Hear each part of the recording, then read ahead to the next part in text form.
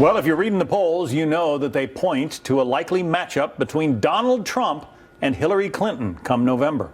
But another one out today shows that Clinton would have the edge, leading Trump 50 to 41% among likely voters. These two are already throwing barbs at each other. Here's Clinton in last night's Democratic debate. When he was engaging in rhetoric that I found deeply offensive, I said, basta. And I am pleased that others are also joining in making clear that his rhetoric, his demagoguery, his trafficking in prejudice and paranoia has no place in our political system, especially from somebody running for president who couldn't decide whether or not to disavow the Ku Klux Klan and David Duke. Meanwhile, Trump told Sean Hannity in front of a live audience that if elected president, he would indict Hillary Clinton over her email scandal.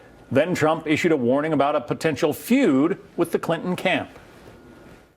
I was hit only once by Hillary, and that was 4 weeks ago. And we haven't heard from her since. and I will tell you, I was not given proper credit because she went down during that period of time, and they gave the credit when Bernie Sanders all of a sudden started doing well. They gave all the credit. I did a big favor to him, but she said something about me, and I said something very strong about her and Bill. It was just a counter. I haven't even started on her yet. Let's get the assessment from a couple of political watchers. Leslie Marshall, a radio host and Fox News contributor. Lars Larson is a syndicated radio host for the Alpha Media Network. Lars, first of all, you're kind of a Donald Trump fan, right?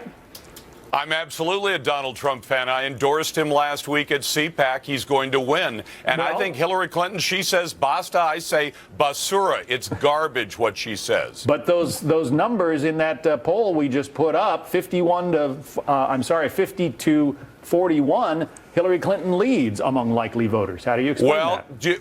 Would you mind me pointing out that the greatest president in the United States in the last 100 years, Ronald Reagan, was trailing the worst president in American history, Jimmy Carter, well, worst until Obama, by 25 points in March of 1980. So I think all of the predictions of Donald Trump's demise in this race have been wrong for the last, 6-7 months. I think they're wrong right now as well. I think he's going to win handily in November. I suspect Leslie Marshall sees it differently. Leslie?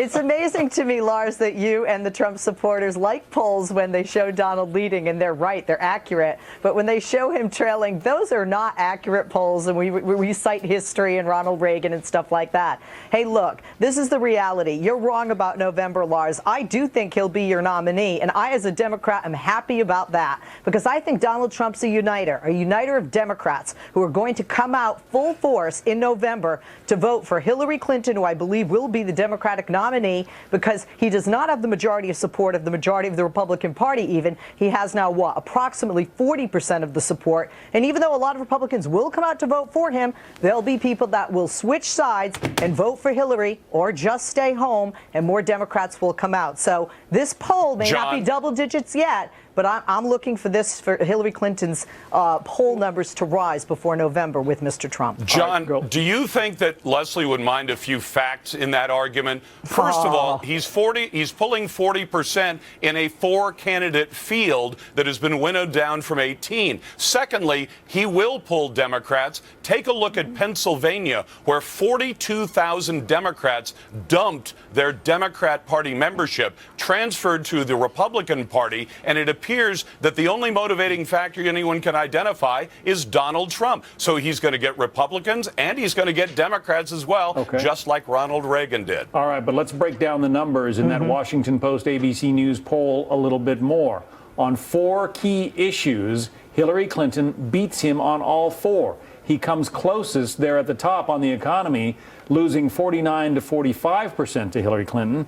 On terrorism, it's 54-40, immigration 56-37, and handling an international crisis 61 to 32%. Donald Trump loses. Lars, I wonder how How does that work when the woman who's the likely Democrat Party nominee is a woman who couldn't handle a crisis involving a few dozen of her own employees at the State Department, and she managed to put them in harm's way and get 4 of them murdered and many of them maimed or wounded? And they're going to trust her to answer the 3 a.m. phone call that she used to talk about? I don't think so.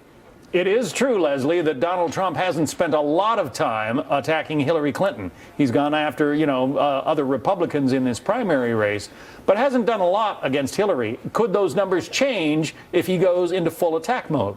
Actually, the numbers could change, John. I think with the people who have that mindset and like that rhetoric, they're already supporting Donald Trump, and I think he'll end up losing some people. I've always said for the past 2 years that it will be women and minorities that will determine the outcome of this election and who will be president in November. And I think with his rhetoric and attacks on Hillary, especially with her having a higher percentage when we look at numbers and the facts, Lars, of the female vote, that will hurt him with females. I think if she continues to stick with professionally, as we have seen in the Democratic debates, unlike the Republican debates, with issues, that's what the majority of American voters and those left and right who come out in November want. They want a president who's going to lead this nation and not be talking about the size of various body parts. We still have more than 7 months till the election. We'll see if those two make it all the way.